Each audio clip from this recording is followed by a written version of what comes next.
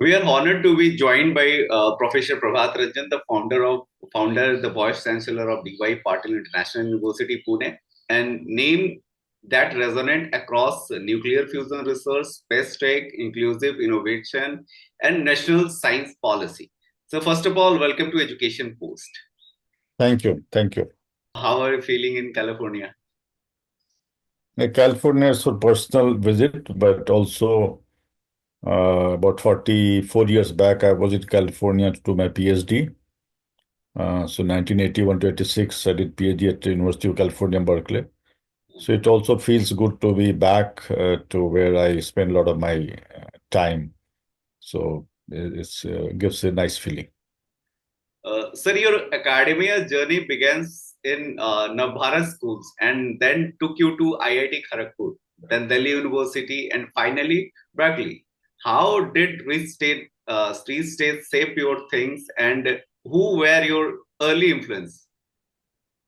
Yeah, so my schooling actually it was not now Bharat School, it is called Netarhat School. Uh-huh. It's near Ranchi in Jharkhand. Okay. It is at a height of about 3,700 feet height. I joined at the age of 10 in 1970, Mhm. and we used to live in ashram. And as per the system, we used to do all the work ourselves, cleaning dishes, cleaning toilets, cleaning floors. It was our routine duty. And that actually had a lot of influence on my whole life, actually. So I was there till 1976. And from there, moved to IIT Kharagpur. And I wanted to do physics because I wanted to be a scientist. So I opted to not do engineering but do physics in IIT.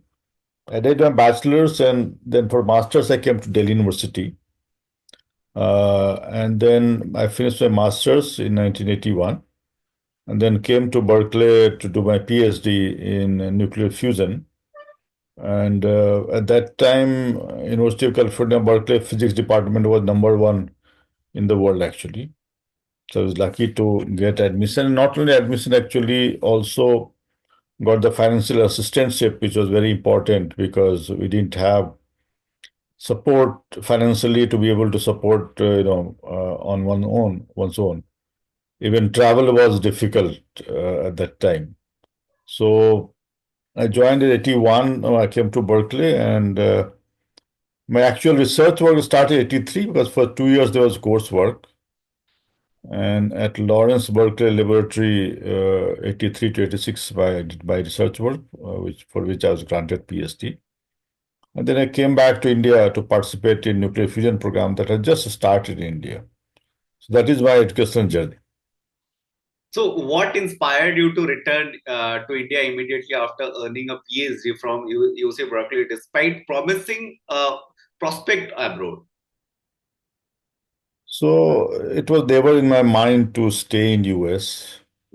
I had come for to do PhD. I never thought about staying.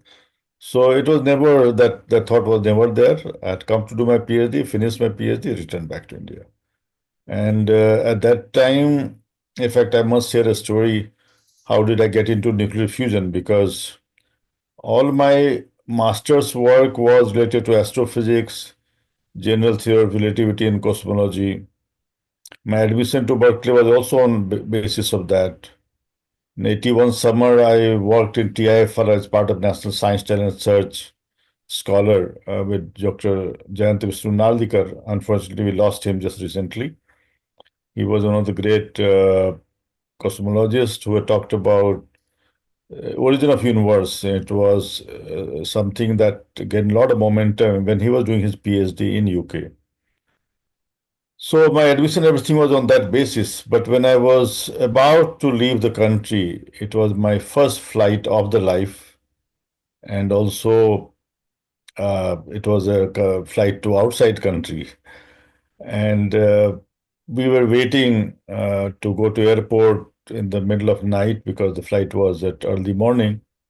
A lot of relatives and friends and had come to see me off. And one of my uncle who asked me this question that what kind of research work you will do. So that particular time when I was leaving the country, something happened in my mind. And I had never thought about it, but I responded to him saying that either I'll work in nuclear fusion or space technology. But none of these I had ever thought. In fact, if I had thought, I would have planned it out accordingly to do the courses that were relevant for that purpose. So just came out of my mouth. And maybe now that I think of it, probably it had to do with the fact that I felt that maybe these areas will help India in shorter term as compared to something like a black hole or something, which are very interesting.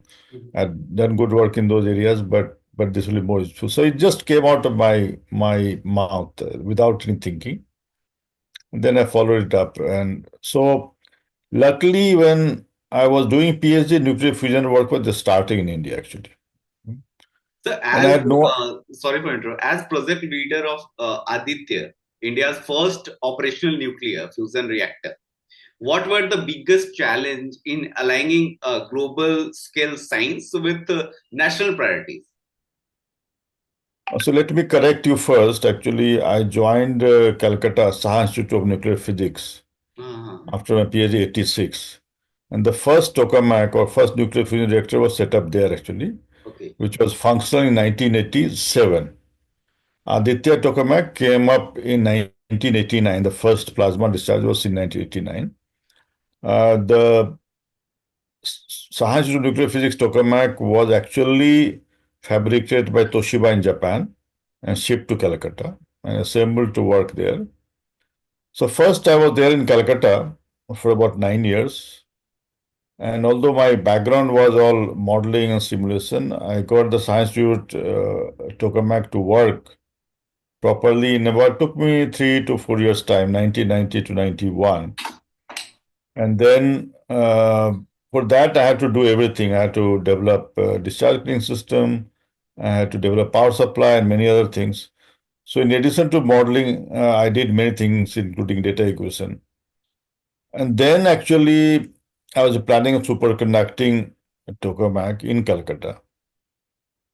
But as luck would have it, that project came to Gandhinagar in 94. We were having joint meeting when this announcement was made by the director of Institute of Plasma Research Gandhinagar, Professor P.K. Kaur, that two projects, SST1 and SST2, have been approved by, in principle, by government. In fact, Prime Minister himself had initiated this.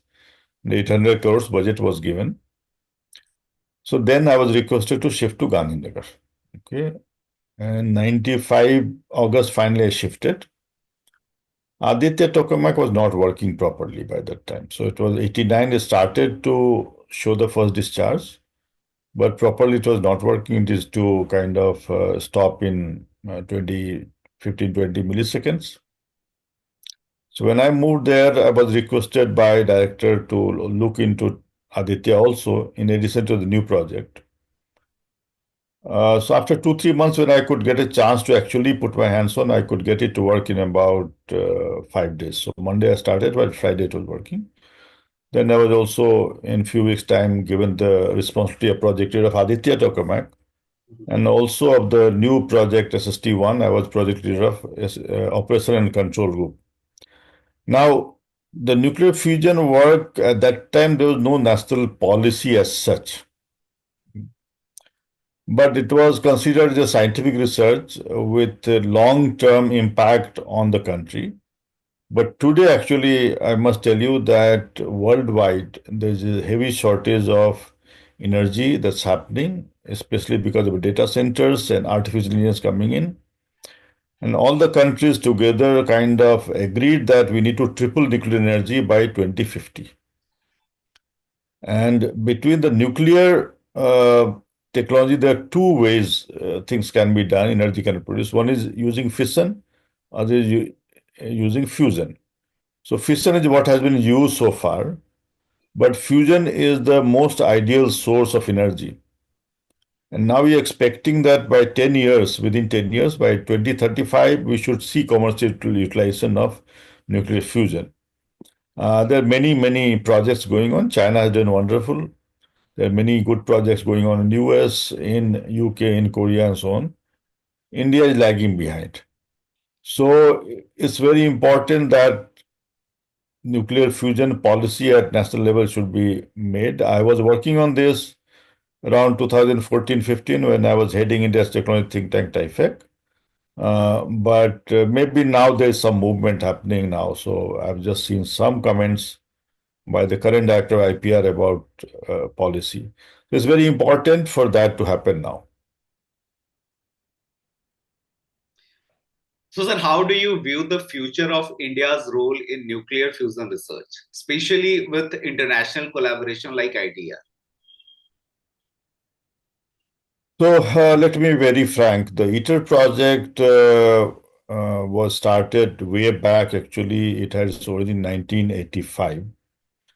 I was in US at that time. It was the era of Cold War, and American President Ronald Reagan and Soviet Union President Gorbachev, they agreed to collaborate on a nuclear fusion project, and that was the starting of ITER project. Subsequently, in few years' time, the Soviet Union broke up. And ITER project was, kind of pushed back, and many things happened. Finally, I think it was 2007 when ITER project was started, and India also became a partner of that. Earlier, India was not partner of this. I remember 93 or 92 in Germany, we had a meeting of International Atomic Energy Agency. At that time, Professor P.K. Kaur, Director IPR, was given a keynote address, and he talked about ITER project. He said that India should partner in this. But it was only in 2007, the second phase of ITER, I would say, was started. Then actually India became a partner in this. But it was based on little technology available at that time. By the time the ITER is now about to start, we don't know when, because it's been delayed quite some time. But whenever it starts, it will be based on old technology, due to which its size is humongous. The machine is about 8 floors high. Costs are much more. In the meantime, many new technological advancements have happened because of that. The cost comes down, the size comes down. So what I'm expecting is that while the ITER may start maybe 1 or 2 years time, although there are some chances it may be delayed beyond 2030. And then after it starts, suppose it starts, let's say 2027, by 2037, they'll take 10 years for actual nuclear fusion reactions to start. I'm expecting that before that happens, other projects would move ahead and they will start feeding power into the grid. So ITER project has been very useful in a larger sense because a lot of new technologies have been developed. But as a machine, it will not really serve the purpose for which it was made. But I must also comment here that all the countries which are partner in ITER project like China and so on, they also have a national level project of similar dimension as ITER. So they're able to take advantage of the development. India so far does not have that kind of thing. Only now some talk is going on, but so that means the utilization of the knowledge of ITER in India has been very poor. Okay, you have applied wireless sensor network in diverse domain, from wildlife monitoring to Chandrayaan missions. How do you approach applying a single technology across such, varied context? So basically, I don't look at technology, I look at the problem. Okay. And if a technology is suitable for that purpose, I go ahead and do it. My interest in sensor network started from nuclear fusion only. Actually, I was working on remote handling through robots in nuclear fusion, which is important. And then I stumbled upon a group of robots. From group of robots, I got into sensor network. And my first applications were tracking of wildlife. Okay, we're doing project with Wildlife Institute of India, Dehradun. Around 2006, I was giving a talk at Space Application Center, Ahmedabad, to their new employees. It was a special guest lecture, which sometime I was to give, and it was the last lecture of their induction program. And there I mentioned about sensor network and how I was using it, and I also made a loose comment about sensor network being used on moon mission. But I said, I don't know what's going on. Chandrayaan 1 had not gone at that time. I just made loose comment. And then from there, things picked up. And then we had discussion. And finally, in 2007, we had discussion with Physical Research Laboratory, whose director, Dr. Goswami, was the chief scientist of Moon Mission. And to discuss that we should be able to use sensor network for detecting water on the moon. So finally, that project, we prepared the project proposal. In 2009, we got funding for 60 lakh plus money for that. I was the principal investor. So that's why we got into moon mission.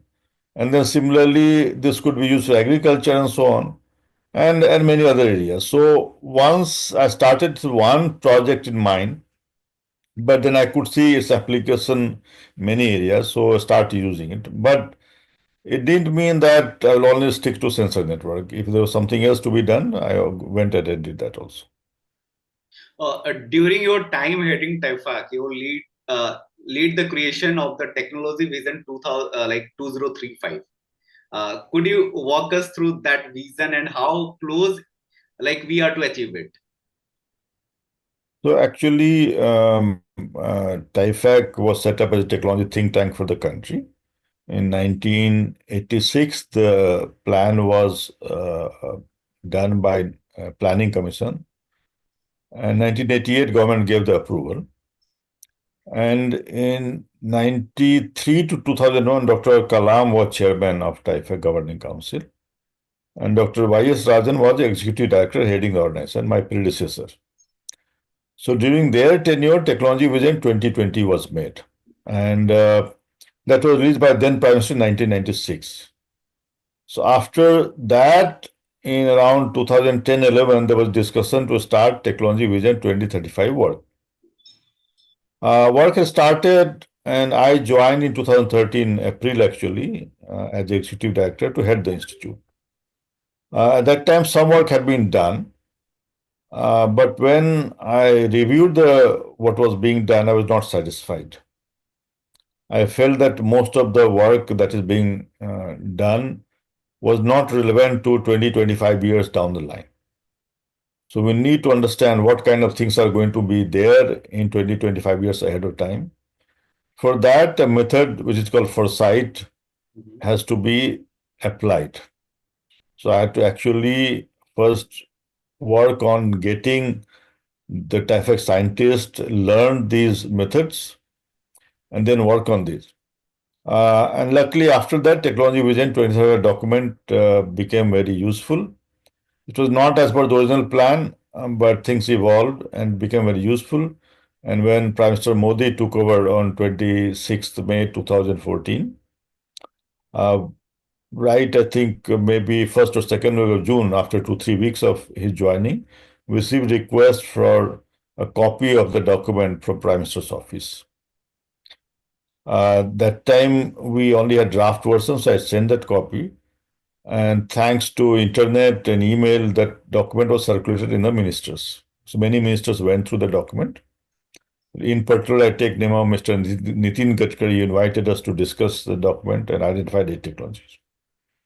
And then we requested Prime Minister to actually write a foreword and release it, which eventually he did after some delay. So January 3rd, 2016, at Indian Science Congress in Mysore, the document was released by Prime Minister. He also wrote the foreword. And then at some stage, Niti Aayog was given the task to coordinate the effort to realize Technology Vision 2035. There was a meeting in Prime Minister's office in November 2017 on that basis. And I gave a talk at Niti Aayog on this on January, I think, 30th, 2018, where different secretaries to Government of India were present.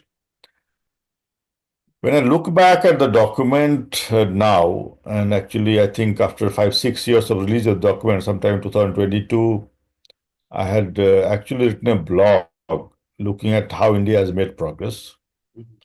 So India has done quite well in certain sectors like infrastructure.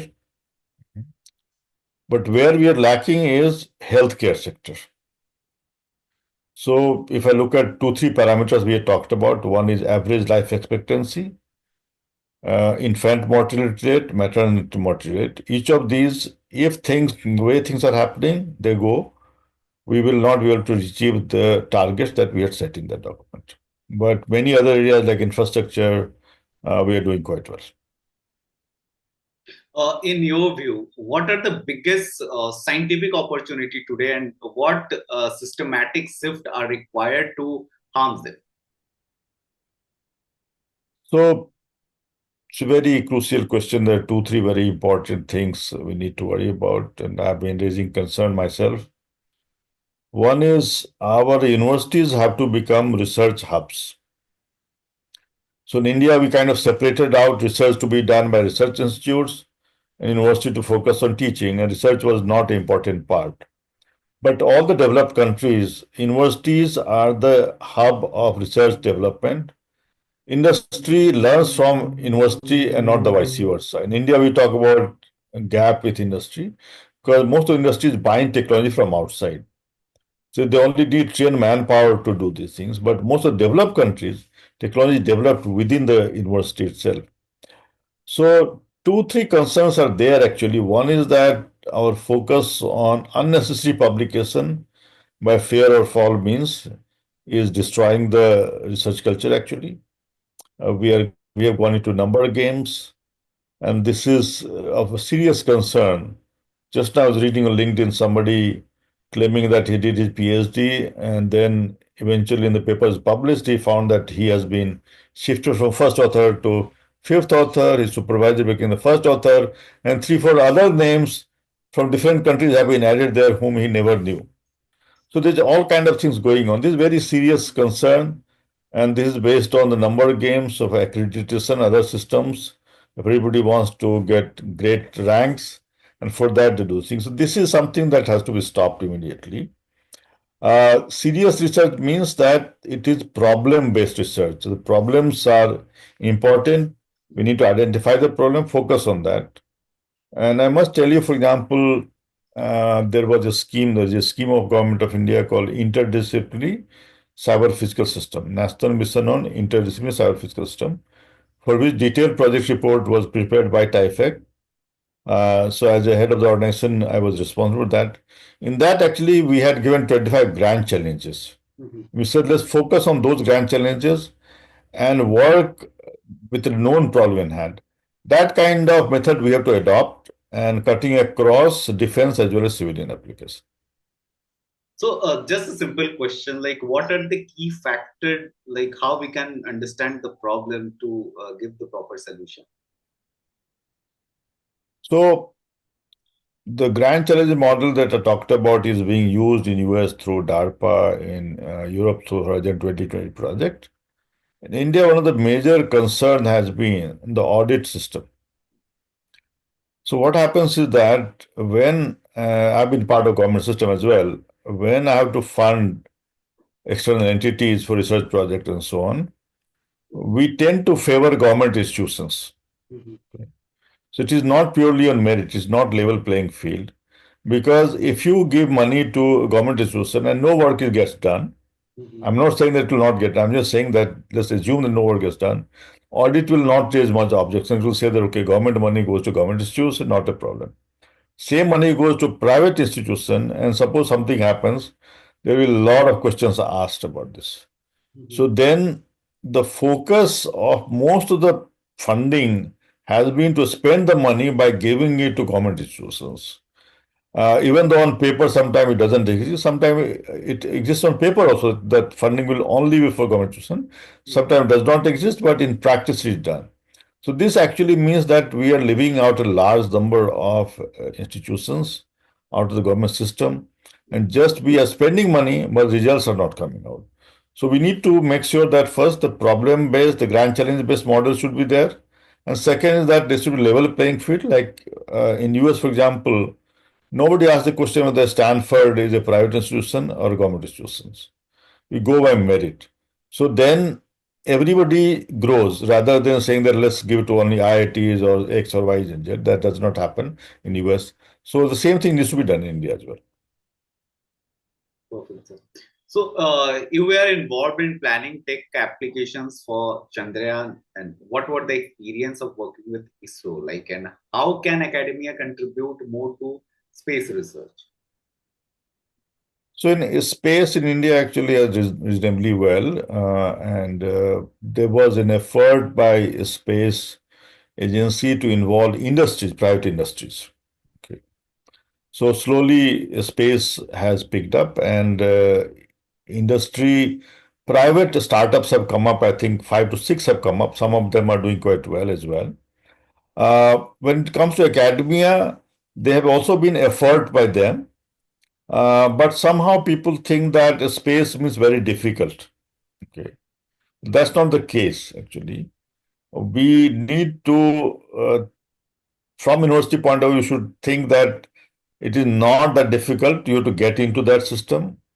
And actually, we just hosted a space symposium on May 10th in my university, where we had brought in people from Germany, France, Hong Kong, ISRO people, and so on. And just to get universities involved with the space. So I think the purpose was to show to people, like my university, we are working on a space right now, to show that it's not difficult to get into this. You can get into this. Of course, there are challenges in the sense that you cannot, uh, you have to have almost 100% assurance that things will work in a given situation. Even then, it may not work. But you need to make sure that it has that. It's not something that you can do casually. You need to do that. So we are working on this, trying to ensure that academy participates in space related work. So then, how was your experience working with ISRO? So I'll give you an example. I've written a blog also on this. The work that we started to detect water on the moon. At that time, it was my first involvement. So you can say around 2007 onwards, we started discussing, especially Chandrayaan 2 mission, and I was part of the thing. What I found was that, and that a person like me was asked by ISRO to take up most challenging part of Chandrayaan 2, which was after landing on the moon. Every experiment that had to be done, they requested me to do it. And when I asked them that why you're asking me, because I don't have much experience, I'm just starting the work. Answer was that we require very innovative mind. So what happens in the space domain is that you tend to use proven technology. Now, proven technology may be 10 years old, but you continue to do that, you don't want to take risk. But when you do new things, then of course you have to take risk. So NASA actually what it does is that it tries to do this by having certain experimental things which are being developed, trying it out, and maybe it may work, may not work, but eventually they improve it so that new inputs keep coming in. So ISRO had been resistant to this, and luckily I was involved with this. Unfortunately, due to certain reason, the project was delayed, and by the time ISRO came back to me in 2012, I was shifting to TIFAC from Gandhinagar, so I couldn't take it up. And then, unfortunately, Chandrayaan 2 got delayed. In 2019, it went up, but then towards the end, and there was a minor problem, or you can say problem, it crashed. So the effectiveness of that work would not have been there. But then 2023, Chandrayaan 3 was very successfully landed. So then it gave me also hope that now what we can do now will be useful. So now we started that work again. And so I would think that ISRO has to involve universities by encouraging them. There's one more part of this that we had discussed with ISRO, but I don't think it's been done. So what happens typically in ISRO projects is that there's a team for, say, developing certain instrument. Okay. Instrument is developed, the mission is launched, let's say data is being collected. By the time the mission goes, the team has been shifted to another mission. When data is being collected, the team does not have time to actually work on the data part. So we discussed this several times, several meetings in ISRO. that we should have two separate teams, one which is going to be modeling, analyzing the data, other is developing the system. And these two need not be same.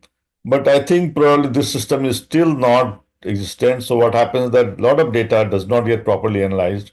So this is another thing that we discussed which needs to be implemented within ISRO system.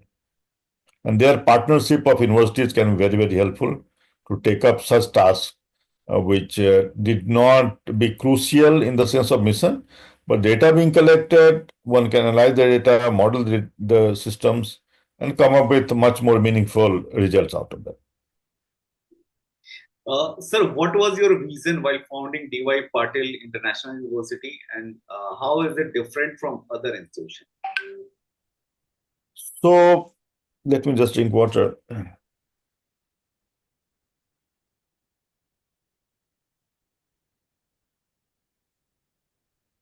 Sorry about that. When we developed Technology Vision 2035, that was a vision for the country. And then we developed a number of roadmaps in different sectors to achieve that vision. Okay. And personally, when we had to list those roadmaps, I put education at number one position. And there were education, healthcare, and so on and so forth. And I believe that education is the key to success of the country. It is something that is not visible when you make changes, it's not visible immediately. It takes time. It takes probably generation for changes to be visible. But then it has a very deep-rooted impact. So, given that, I had put education at number one position, if you look at the list of documents. And then I wanted to come back to education sector because of this requirement. And I wanted to come back preferably to a private university, an university which is just starting. Okay. The reasons were very clear. One was that government institution, typically there's a lot of barriers in doing things. Okay. Whereas a private university, if the management is in support of you, you can take decisions faster. Second, why I wanted new, because then I can set up a new system. So luckily, it was not me setting up this university. DY Patil Group is a well-known group in Maharashtra education sector. They were starting this university. March 14th, 2018, it got the formal go-ahead. And that time looking for a vice chancellor. And so we kind of matched. And then right after my TIFAC tenure was over on 24th April 2018, 25th April morning, I joined and we had a press conference to announce the university. So I'm the founder, vice chancellor of the university, but I would not say that I started the university. But yes, it was started by the trust, DY Patil Pratishthan. And then I, as a vice chancellor, founder, vice chancellor, had a major role in shaping up. Now, what we did was quite remarkable when I think of it in last 7 years, because we actually did not have much resource. Unlike one of the earlier university that I was with at Dhirubhai Ambani Institute of ICT in Gandhinagar, which was set up by Reliance Group, where money was not a problem. In this case, we did not have that kind of resource. But what we tried to do was, based on my global experience and also TIFAC experience, we tried to set up a system which did not exist in the country. But luckily, I must tell you that many things we did in the university has led to change across the country. And I'll give you two, three examples. One was a very flexible computer science program that started in 2019, which had a track system of specialization, which was picked up by AICT in July 2019, a former committee of which I was a member. They sent me a first appreciation letter for this scheme, formed a committee, and then what we had done due to that, 7 new programs were started by AICT in 2020. Similarly, I was working on digital fabrication systems like 3D printers, so on, from 2014. In university, we started to set up the facilities. AICT picked up that, and AICT Idea Lab scheme. I'm only chairman of that committee. And we set up about 107 centers in the first phase. Now 327 more have been selected. And all of them were asked by AICT chairman, all the head of institutes of those institutions, and 327 were asked to come to my university and actually get one-day training exposure to that. Similarly, we started a bioengineering program 2020 where we removed mathematics as a requirement. AST followed. We started MBA digital business, then it was followed at other places. 2023, we started a working professional program for Tata Motors and Anand Automotive. AST followed that. 2024, we have started the first program, BTech in semiconductor engineering. I'm hoping that others will also start something similar. And I must tell you that when we started, we were lucky because India itself has moved ahead in semiconductor industry. Again, we have taken a leap in that as well. And there have been very good demand from this. Each of these required a lot of infrastructure development and so on, but we have gone ahead and done it. And today, our infrastructure is worth seeing. Sir, you have been an academician, scientist, policymaker, and now a university leader. Which of these roles do you find most fulfilling and why? I think as a university administrator, I never left my hat of researcher. I continue to do research. And in fact, right now my tenure as a vice chancellor is over. But I'm handling the DY Patil Group's Pune and Kolhapur campus, three universities and research and colleges as chairman of research, innovation, and international relations. On my personal capacity as a scientist, I'm working on major nuclear fusion project. I'm working on Chandrayaan mission. I'm working on chronic health issues and are working on artificial intelligence. So, but my focus is right now on nuclear fusion, and probably will be shortly announcing a new private initiative because my first initiative, private initiative, was in 2020 of nuclear fusion, Project Sunland, where a US investor promised me $1 million. But unfortunately, due to Ukraine war and crypto going down, the money of the investor kind of got blocked, and so we had to stop the project. But this time, I'm not looking at fund from outside India. There are many people have come together to support this, and we hope to announce a new project very shortly. Okay. So, how do you prepare young student for future industries that don't exist yet? And what should be the core curriculum mindset? So what we did in my university, and some of this we had done at Dhirubhai Ambani Institute of ICT in Gandhinagar also, was we wanted them to go through a sequence of internship. Mhm. And after first year, the internship is called rural internship, Mhm. where actually they focus on problems of rural areas, societal issues, or small industry problem, not large industry. Mhm.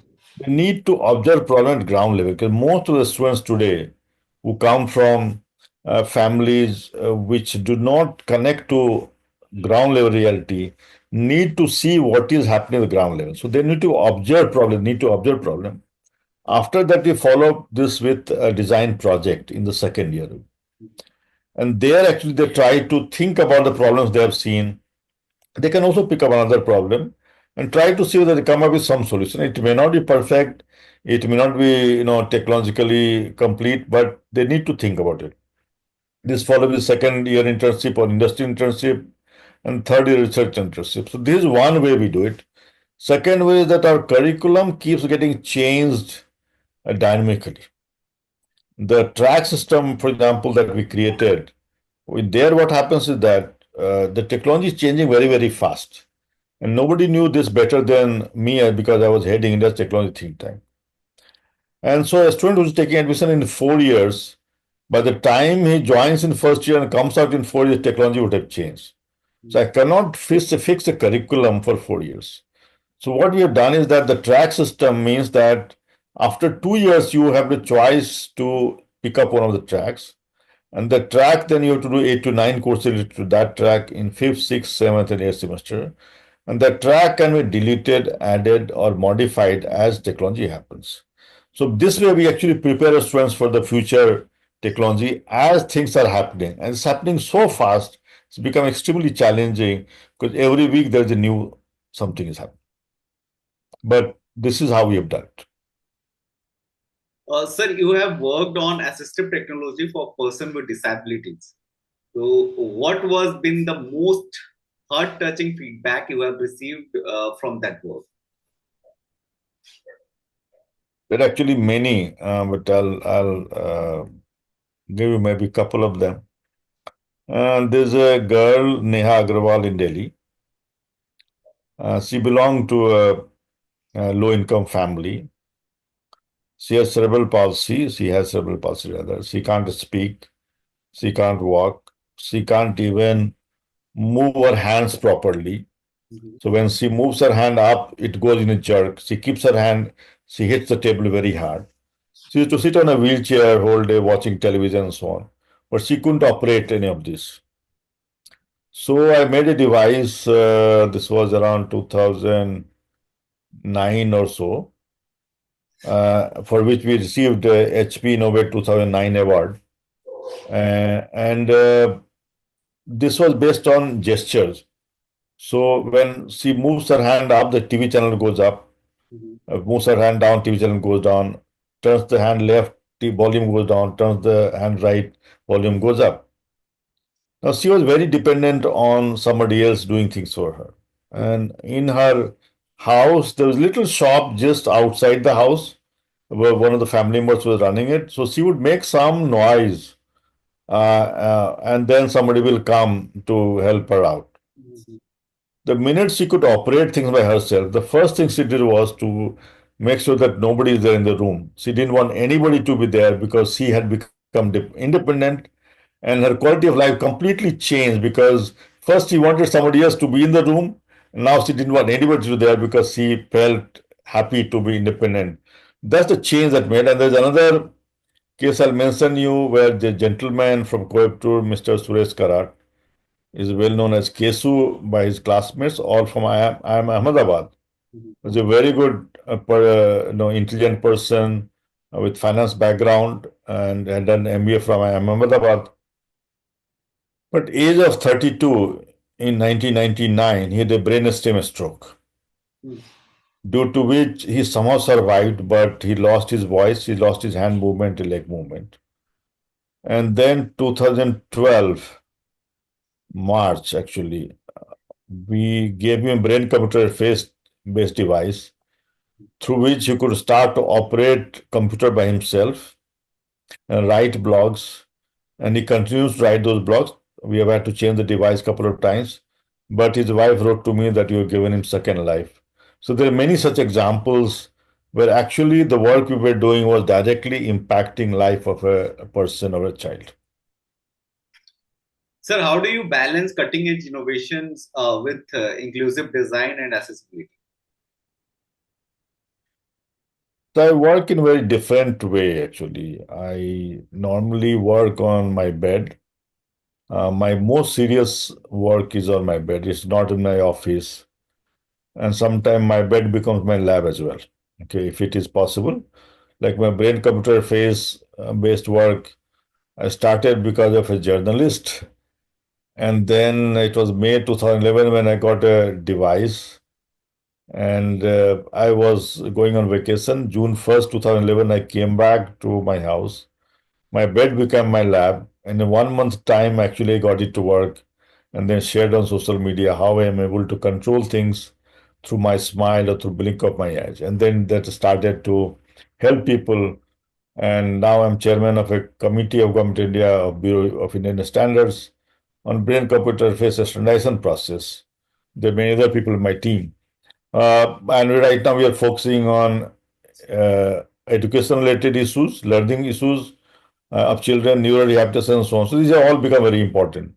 So I look at the problem, I learn things, and most of this happens on my bed. And many of these work also happens at midnight. Actually, I sleep and I wake up after 4 or 5 hours, say 2 o'clock or 3 o'clock. Work for a couple hours, and there's no disturbance, and your brain is fresh, and then actually you can get good work done. So I work in a very different way, and thankfully it works out well.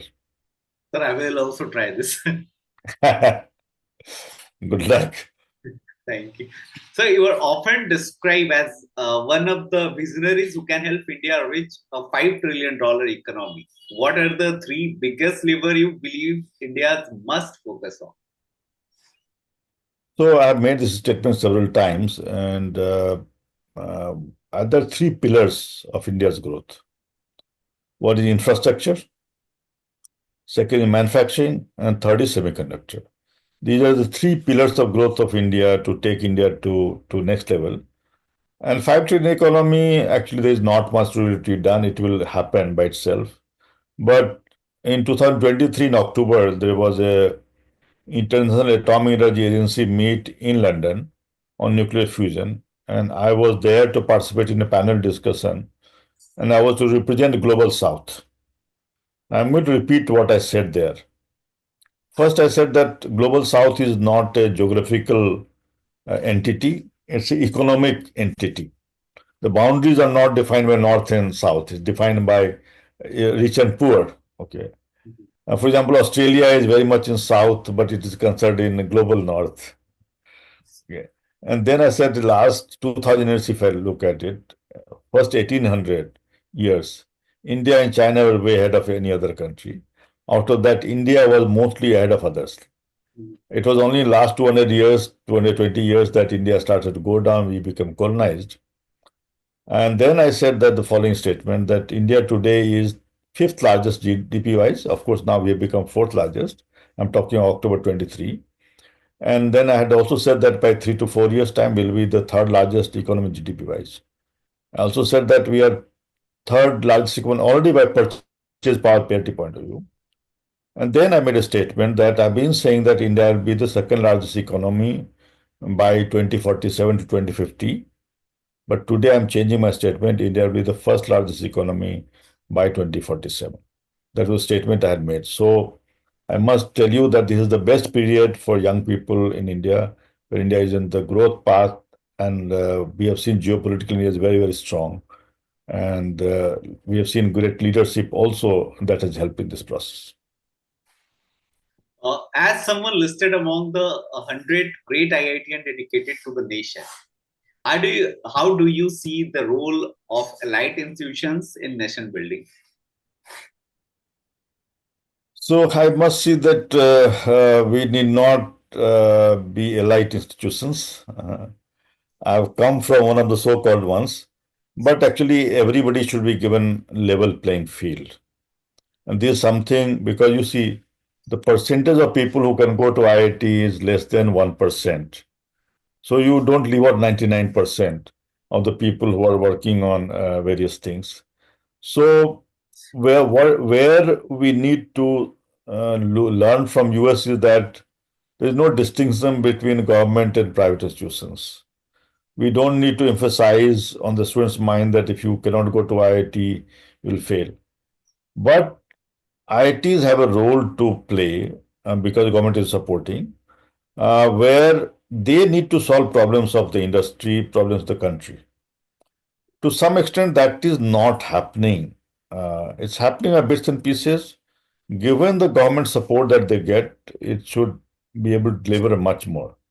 But I think I would say that let it be open to all and let everybody contribute this based on merit. And that grand challenge model is the best way where industry and academia come together to solve a problem. It doesn't matter where you are from.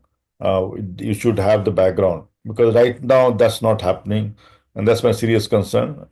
So, although thankfully I was listed among the 100 great IITians dedicated to service of nation, but I believe that service to the nation should be done by all, not only by IITians. Right, sir. Like, if we are mentoring the next generation of tech leaders and policymakers, what one principle would you ask them to live by? So, if somebody is trying to become a policy leader, first thing they need to learn is how to foresee the future. That's where the practice of foresight comes in, and there are many, techniques of doing this. It's not a magic kind of thing. There are ways of doing it. Of course, the one thing that we say that only thing that is certain about futures is that it is uncertain. So you may think, but it may completely turn out to be other way. So that is something that I believe that people need to learn that. Second is that we need to look at the ground level reality as well. So when we do this, the statement we make is that we must keep our head above the cloud, but our feet grounded. And so we should not fly in the air without knowing what the ground reality is. So these two have to be connected together for any future leader to take this forward. Okay, sir, let's get into the rapid fire round. Just for a few questions. Okay. What one book that changed your life? Very difficult for me to say, but I have been influenced by many, many books, especially in my school days, when I used to go to library. Lab was very rich library, and I would just mention one book was Vedic mathematics, which attracted me quite a bit, and I got involved with that quite a bit. This was early stage, maybe age of 12 or something like that. Okay. Most underrated Indian innovations in the past decade. So I would say that even many areas that I have worked upon, many of these were not done abroad, but India somehow the support for such things don't happen. I cannot say which are underrated, but I just my own experience. I will say, for example, my work on brain-computer interface. Once in 2013, in Lucknow, we did an international conference. In my system, there were two American scientists, and they told me that we are not able to do the kind of work you've done. And most of the work we have done has been at very low cost compared to rest of the world. But to take it to commercial level, support does not exist. And that's the very important part. Sometime I got government support, but it didn't happen that it could be commercialized because there were other challenges. Sir, your proudest moment as a teacher. The teacher proudest moment always when your student does better than you. But there are many of my students who've done wonderful. So I'm sure that every time I meet them in California, also meet them. And there's a student of mine who has earned a lot of money by doing good technical work, and he considers me as a father figure. And so there are many such moments of thing. But sometime I found that there are some students who went into social sector and they were influenced by what the work I was doing. And that gives you even much more happiness when I see that they've been influenced by what I've done and they're taking that agenda forward. One thing you wish more scientists did. One thing, You wish more scientists like did. the area of nuclear fusion, I would believe that more scientists should work in that area. Right now, there's not enough number of people working this area. Okay, sir. AI in one word: threat, tool, or opportunity. Uh, I think it's opportunity. Could you please describe how? So it's just like, suppose we used to earlier learn multiplication table of fractions also. Calculators came, we forgot about all of that. The computers came. So now AI has come like that as a tool, and it's going to make us better. If I give you example from my own life, I used to be very poor in singing. My friends used to make fun of me, even now they do. But today I'm able to combine my natural brain and artificial brain and create songs and videos using AI, which looks very nice, and a lot of people appreciate that. I have a YouTube channel for that. I gone through your YouTube channels and like I get to, like you have literally a good voice. Yeah, but never AI only told me this because nobody told me that I have a good voice for singing. It is only when I started to create by AI because I never ventured into this because I used to get very low marks. Nobody told me, including my teacher, that my voice is good for singing. Only now people are telling me this because through AI I'm able to make the songs. People are telling me that your voice is very good for singing. And I seem to match many singers' voice, so I like it. But but this was something AI told me. It was not told by anybody else. Thank you so much for your time, sir, especially sharing a lot of knowledge with us. And it literally great to have you in this great conversation at Education Post. Thank you, Prabhat.